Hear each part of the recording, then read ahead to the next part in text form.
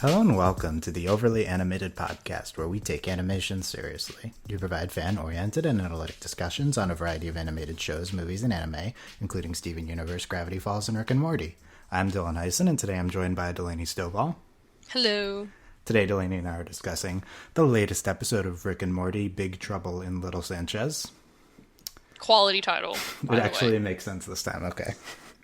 For once, we have a sensical, interesting title. Well, it's also referencing a really good movie. So. Yes, as with every single, Rick and Morty title nowadays. Yes. Movie reference, yeah. So we talk about every episode of Rick and Morty here on the podcast. As always with our Rick and Morty podcast, the content of this podcast might not be suitable for younger audiences, along with the show we are discussing.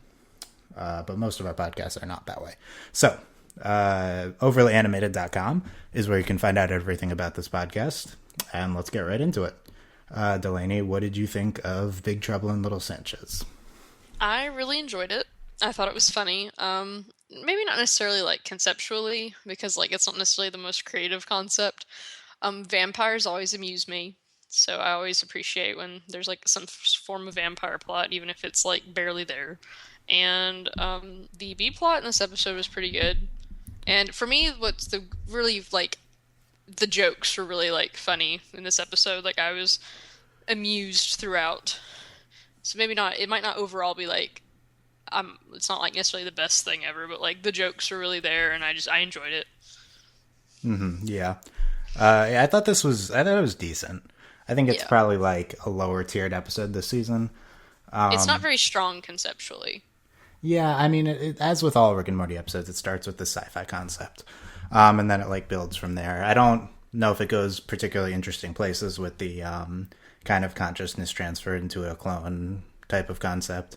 It's more like we don't really comment on that sci-fi plot device at all, which is fine. Although it gets pretty great at the end with his other clones. Yeah, probably the highlight of the episode, and. Mostly, I'm mostly frustrated with the B plot. I'm officially very frustrated with the Beth and Jerry plots.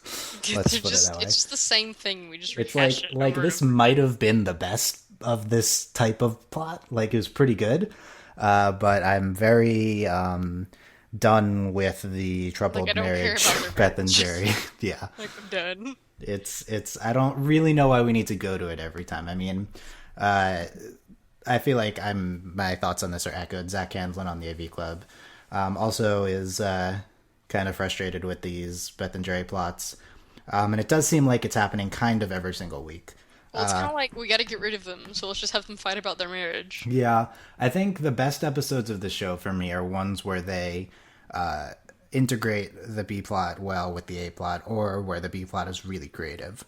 Like the best two this season were the episode 4, which didn't really have a separate B plot, is kind of integrated very well. And then I guess last week's with Summer and the car, right? I mean, Jerry Daycare was also quality. Yeah, Jerry Daycare was the one that wasn't about the marriage specifically. Yeah. But basically, I mean, I think Beth and Jerry are the weakest characters on the show. And yes. I think that we should not be focusing on them so heavily, especially this episode, which the B plot isn't really even a B plot. I think we spend as much time on it as the A plot. I mean, I guess I can appreciate that at least, like, we don't just, like, get rid of them every time. Like, I mean, we get rid of them, but, like, they're on screen. It's not like, oh, Beth and Jerry are nowhere. But it's still, like, can we figure out something else for them to do? Yeah. I appreciate the show trying to be aware of what's happening. Like, at the end of this episode, and one of the strongest moments for me, Rick talks about how the two things are connected, and he says they're not actually thematically connected. It's just and it's really funny. I appreciate attempts like this, but it also doesn't make up for the fact that there's a problem. Well, and then you point it out. It's like, well, then why'd you do that? Yeah, I think that the show is learning how to deal with all its characters and how to deal with the A plot B plot structure. And I thought it would have figured it out sooner, just because this show is so strong out of the bat, out of the box. But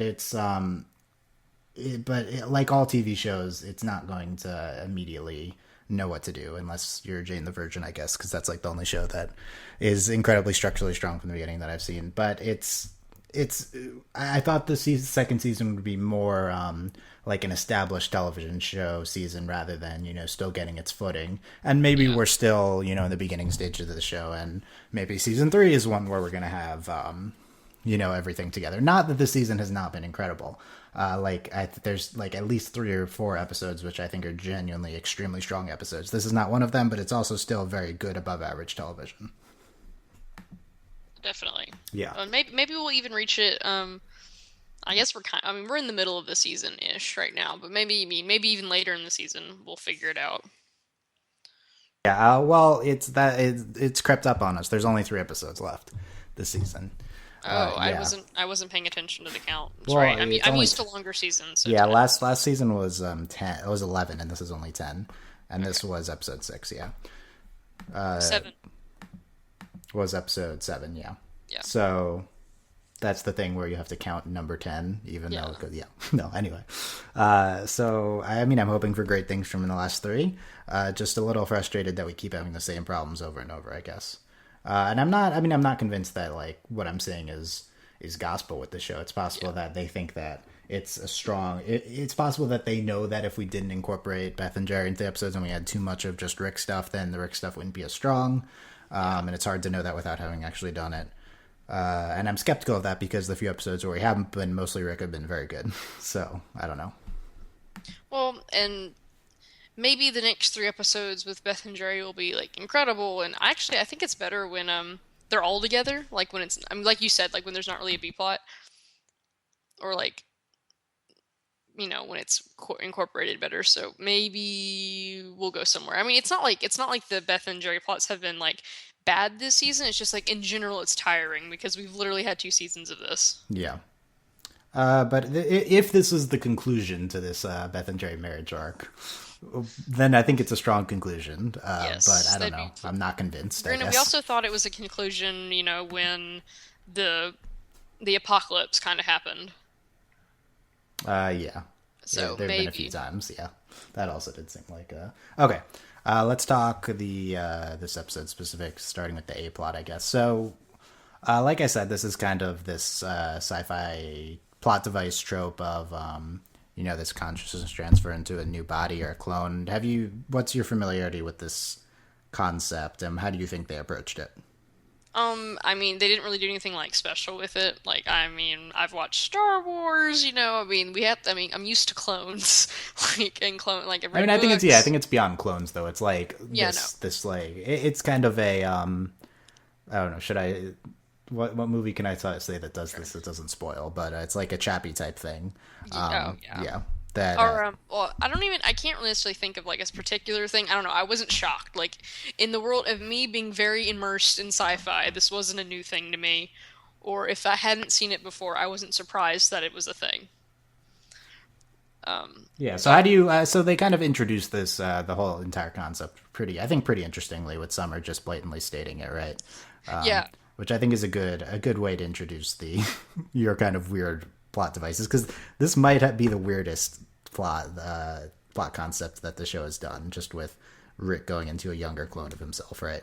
well, it just happened so quickly, and it was like, and it's also wrapped up in like vampires in high school. Oh, are we Buffy now? It's like they had this entire vampire way to jumpstart the plot, and then they just put it aside right away. Yeah, I think that's definitely one of the stronger elements of the show. It's like doesn't get caught up in how to logically tie in these wacky plots that they they just want to leave it. do. It's just like we're smart enough that and the show is smart enough that we can just lampshade it, and then which is pointing something out that they're doing, and then just immediately introduce it that way, which I think is a good thing to do. And I think that this is one of the stronger elements of the episode. I don't think this is in any way like related to the problems of it. No, Yeah. it's yeah, I and guess it makes sense because it's Rick. Like Rick doesn't make sense, so I mean the only part that wouldn't make sense is Summer blatantly saying it, right? But Summer's a character also. Oh, Summer's also the perfect character for this because she kind of is yeah. inconsistent and nonsensical. Well, and Summer's not like an idiot. Like Yeah, and we've also established she's she smart. just chooses not to like care on occasion. Summer's kind of established as this like very intelligent person who's just chooses to ignore that a lot of the times to be a Yeah. teenage girl, right? Which Yeah. is pretty funny concept. I Uh, enjoy it. yeah, so I guess like conceptually with the consciousness into a clone, it's for the most part that's kind of not what the episode is about, right? It's about just Rick being this younger Rick. Yeah. They Uh, do go kind of interestingly, granted, like you said, like Summer just like spews it out about, like the teenager thing and like how it interacts with him being a teenager, which that's the most interesting concept of it because um like I haven't encountered something where it's played around with it like that because usually something like this happens and it's more of a young versus old thing mm, or yeah, something's not quite right. Like I don't know if you've read House of the Scorpion, I have not. which it doesn't have consciousness, but like it's a drug cartel and this it's a young adult series and the drug lord like has created clones of himself to take over his empire and like the clones are different and things like that. Like, the kind of like personality difference between clones. So we kind of get into that a little bit, which is weird because it's like a consciousness transfer, but Yeah, that's the that's episode. about it. Yeah, the episode does something I hadn't seen before, which I thought it's pretty unique. Like usually the show's sci-fi concepts are just things they're taking an established concept and then we kind of parody it, satirize it more accurately Yeah. for the show. And in this case, an interesting element of this plot that it does is that Rick's consciousness in the clone is like taken over by this right, the youthful version of himself, and he's Like like he's not trapped. Rick. Yeah, that's I was kind of not.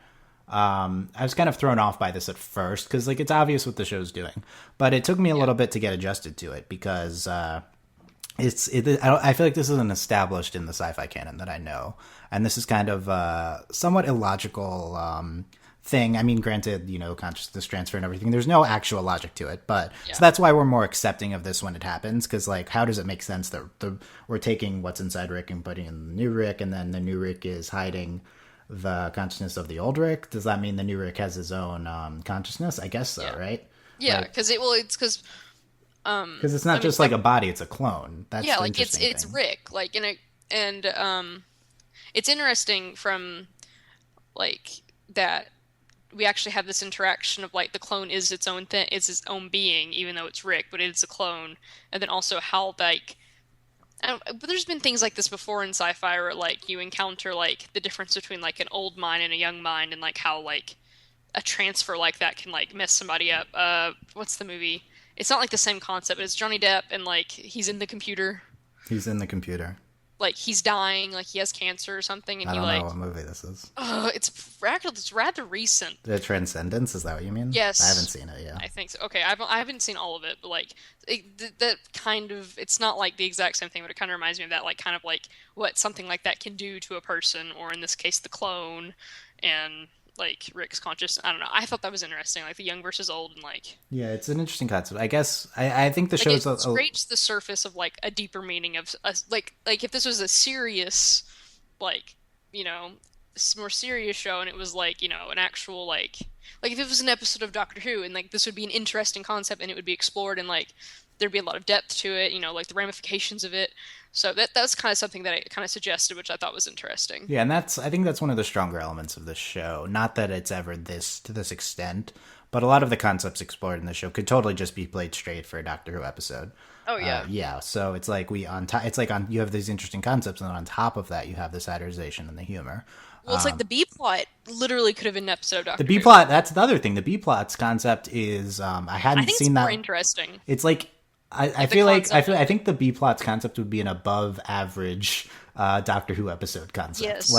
Like that's the thing. Like taken to its full extent, it would be like a really good episode of Doctor Who. Putting the mind replicator device on the thing that was created, right? That's super Yeah. interesting. And Yeah, that was really the neat. problem is that it happens so fast and it almost doesn't matter. Yeah. I ultimately think that wasn't super strong. The concept is like very strong. And I think if you're someone who's like very into the concepts and stuff, that this episode might be very good for you. I think I primarily look at the humor from it. I guess. Like I also love the like how they incorporate the concepts into the humor of the show, right? Because that's all kind of tied together. Yeah. But I feel like it was kind of lacking, jokes wise, and or not jokes wise, but like the conceptual absurdity of it. It was kind of played straight, maybe instead of being satirized. Maybe that's it. Like the B plot, it's like absurd because they're using it in terms of their marriage, but it's almost like the absurd thing is their marriage, not this kind of weird helmet Yeah. which creates the things. Yeah, like that's the yeah, I agree. It's I don't know. Maybe that's it. I'm not sure. But anyway, back to the A plot is if I can remember where we're going with it. But yeah, we have that concept, and I guess the primary thing is from this episode is the whole the normal old Rick. I know I was gonna say that I think the episode's not super clear with the fact that this is like a battle between two versions of Rick rather than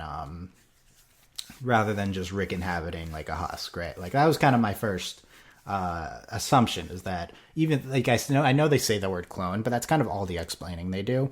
And then even the ending, like when they switch. And the ending, it's like the regular Rick takes over. So what happened to the clone Rick? Shouldn't that person still be there, Yeah. right? And then when they take him out, like it's just collapsed there.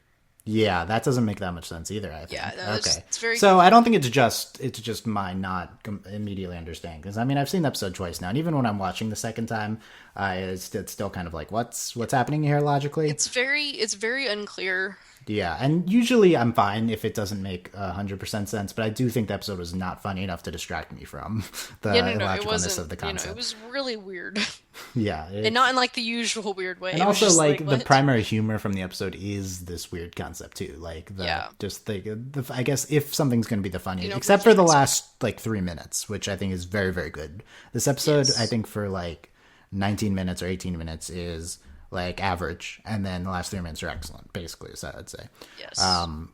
And except for those last 3 minutes, the primary humor comes from once we get past the vampire, comes from like Rick's song and then the dance about like the let me out, Yeah. this is not a dance, right? And I think that's I think that's funny, and I understand that that's like the highlight, but is it like Well, it's like I understand that actually it's funny? I supposed don't to be know. funny, but it's not like I thought it was funny, if that makes sense. Yeah, I mean, Like it's funny because like we're getting into this wasn't that funny. We're talking about something, the humor value of something, which I think is not a good way to approach these episode Well, discussions. yeah. But like it's but the fact that this I didn't episode react is super relying- strongly to it, like that's what I'm saying Yeah. basically. Well, that's the thing. It's like this episode was relying on like the absurdity and the like how funny the concept was, and like when it's not delivering on the jokes that make fun of this, like I think we can evaluate in that way because like if it's relying on these jokes that trying to get the concept across, like that's the whole point of the episode. Well, Yeah. if it doesn't really deliver, Yeah. And so I don't know. I guess that's where I am with that. So I mean, it's different than like a one-line joke being like, "Oh, that wasn't that funny." But this is like these are like the concept jokes, and if they're not really funny, then it like kind of defeats the purpose of like the episode. yeah. What are your highlights humor wise from, or just anything wise from the A plot? I mean, I think the vampire stuff at the beginning was very strong. Yeah, the vampire, it was funny.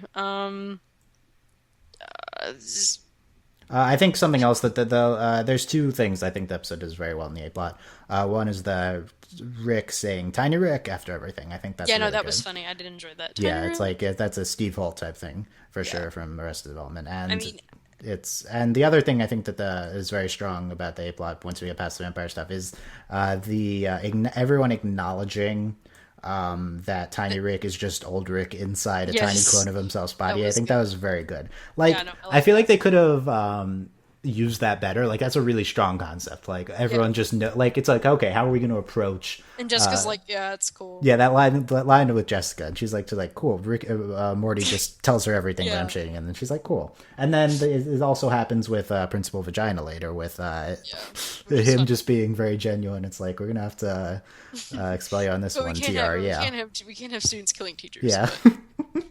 That was really good. I feel like that's really strong, a really strong concept. I don't know if they necessarily get the mileage out of it that they could have.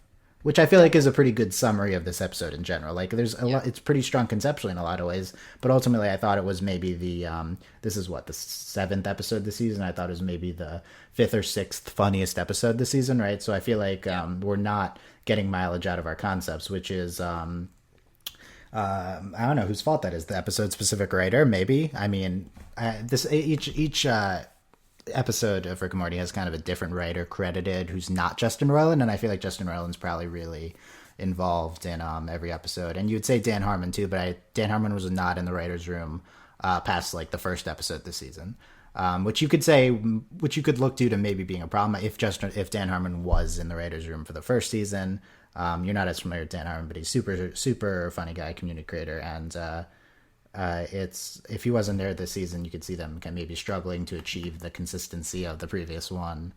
But I feel like it's more of a collaborative room anyway. But anyway, yeah, that was kind of a tangent. But yeah, basically, I don't think this episode gets the mileage out of its concepts that much. No. But I did like the principal vagina thing. I did like Jessica's comments, Morty, and who the heartthrob guy.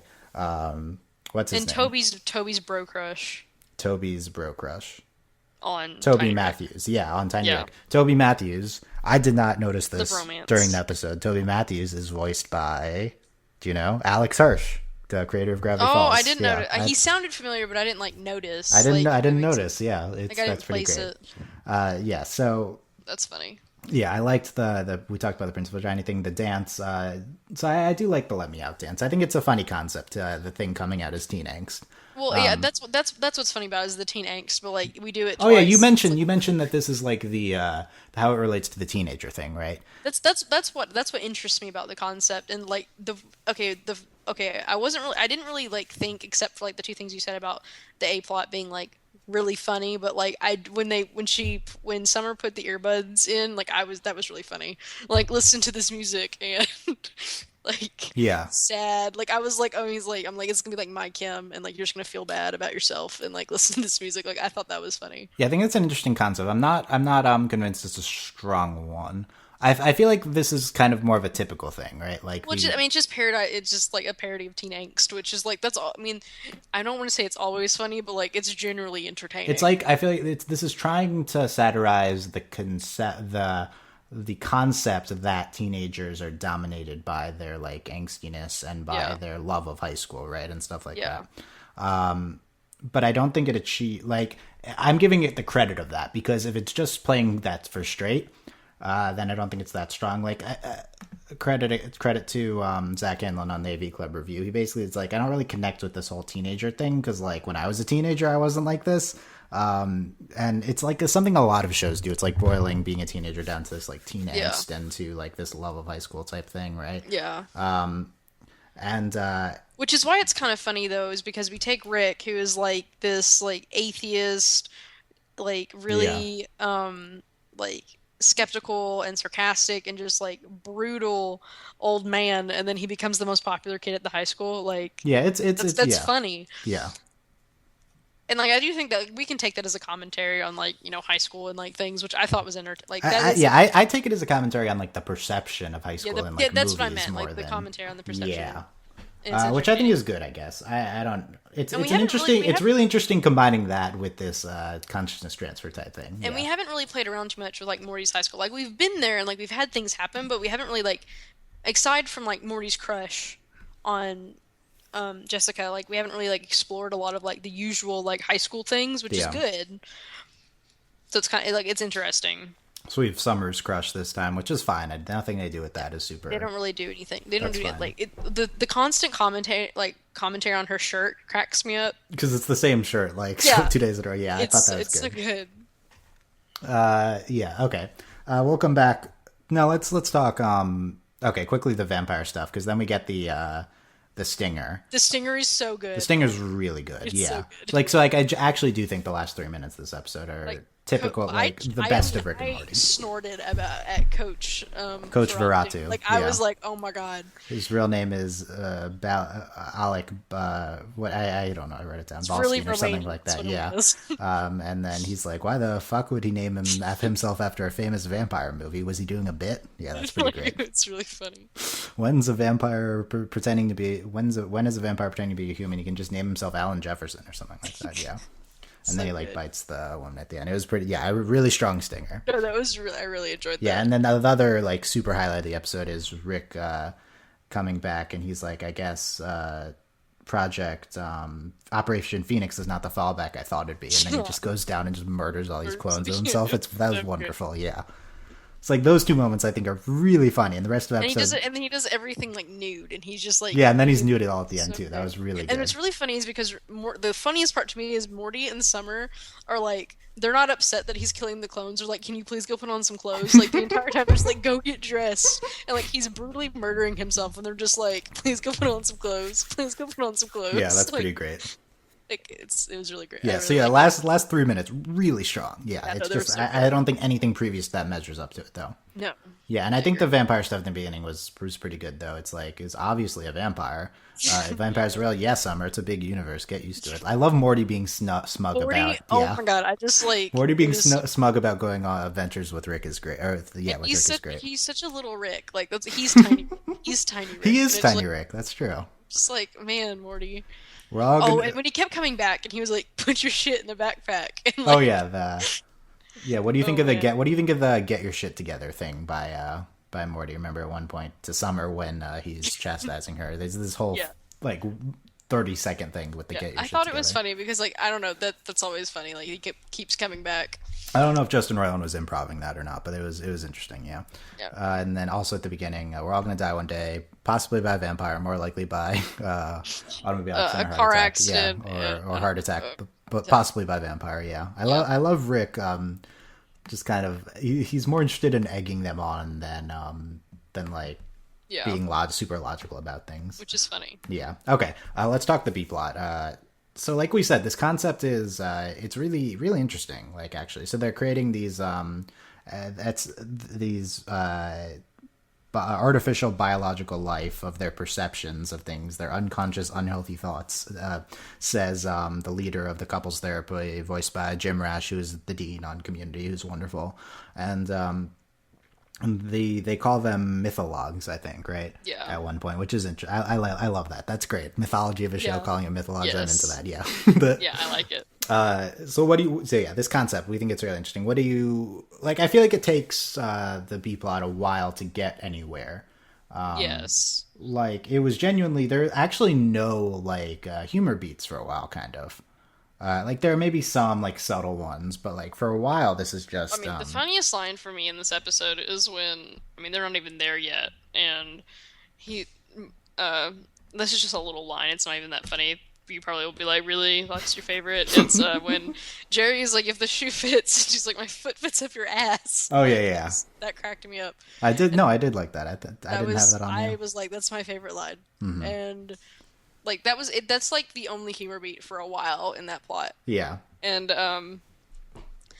I thought it did take a while to get there, but it was still interesting, which is interesting. I didn't mean to use that word twice, but because usually the show is carried by like the humor based on the concept, and it's just kind of like this is weird. Though I think the what's funny though is like the B plot is very visual because it's like the whole point is that like there are these ridiculous like representations of Jerry and Beth, and I think it does deliver on that part though, even though like it takes a little bit for it to get there, but like the mythologues themselves like stand alone. It's like that I think they took this concept to the extent that like Rick and Morty ever takes like concept well. Like they took it well to like the extent it needed to be for this episode. I agree. I like this. This does something that I often criticize the show for not doing, which is just taking its concepts to the most absurd, like logical extreme. Yeah. And they actually do it here, but I still don't think it succeeds. I'm not entirely sure why. Well, I think it has to do with the fact that they're mythologues, and like at the front, you're told that like these are ridiculous, and like, and like even like the therapist is like, this isn't really what it is, like, and that's kind of the point. Yeah, maybe. I what do you think of these mythologues? Like, just the concept of Jerry's mythologue being this like super submissive kind of timid thing, and then It makes it makes sense. And then Beth's mythologue being like super dominating, all powerful being. And of course, like it's satire, and these are exaggerated anyway. But like this is actually I think relatable. Yeah. Like, which is interesting because like usually when you'd approach a concept like this, it'd be about yourself. But no, we're actually talking about a character and what they think of another character, and seeing that. Which I don't think that's done a lot, if at all. because usually you focus more on like how someone perceives themselves, like Yeah. so. I do think that's interesting, and I don't know, like they're I they like I accept like this is realistic, like it makes sense. It's certainly how they act towards each other. Yeah, I mean, I think it makes sense within the show. I don't necessarily find the mythologs super funny. The way Oh, they I thought, I themselves. mean, Also, I like they're codependent. I mean, okay, I don't know. I did that was I did think that was You funny. did you like that one? Okay, I I could see that being good. Yeah, I didn't like it was. I necessarily mean, it was connect just with it. funny. They're codependent. Like that was funny. Yeah, I mean, I don't I necessarily think know. a lot of that humor was like the line delivery. Oh yeah, no, yeah, that was. I agree. Jim Rash nailed that one. Yeah, it He's was very really good. good. If you watch Community, you'd love Jim Rash. Yeah, and it's so like I think this plot gets interesting once we get to the I mean, it's kind of annoying in like the way that like Beth is like this super scary monster. Okay, one thing I do is that they're constantly doing any time Jerry is calling any form of Beth bitch, right? It's that Yeah. like I've said this before. Using that word about a woman is just going to instantly piss me off, and it's like he says monster or bitch or whatever at the end about the Yeah. mythologue, and it's super annoying, and it's just not endearing. And it's like I think Jerry's supposed to be an endearing character, but like when he does stuff like that, he's absolutely not Yeah. endearing. And that just reminds you that the show is created by men, right? Yeah. But And like I'm all about the reclamation of the word, but in this case, it's not. they're playing it straight. I don't Yeah. think they're satirizing it. At No, they're least not. that seems like to me. I mean, yeah, no. So I think that the plot gets interesting once we start getting involving the device again, right? Is that when it gets there for you? If, like once we start putting people under the mythologue device and Yeah.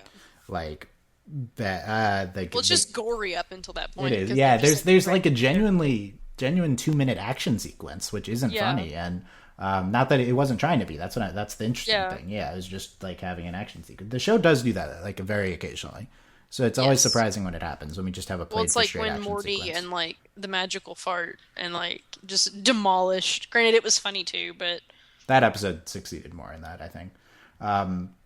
But then when we get the helmet on Beth, and then she sees Jerry trying to save her, and then the awesome Jerrys are created. the muscular Yeah, Jerry. but then Jerry like notices it, and then Yeah, she makes the that's really pompous good. Jerry's. That was really good. Yeah, Yeah, no, that was I really liked yeah. that. And then the entire thing of placing the helmet on the one of the muscular Jerry's and then Goddess Beth happening. Like Yeah, that's the thing. It wasn't very funny, but I think it was an interesting, conceptually it was funny. conceptually interesting way to end it. Yeah.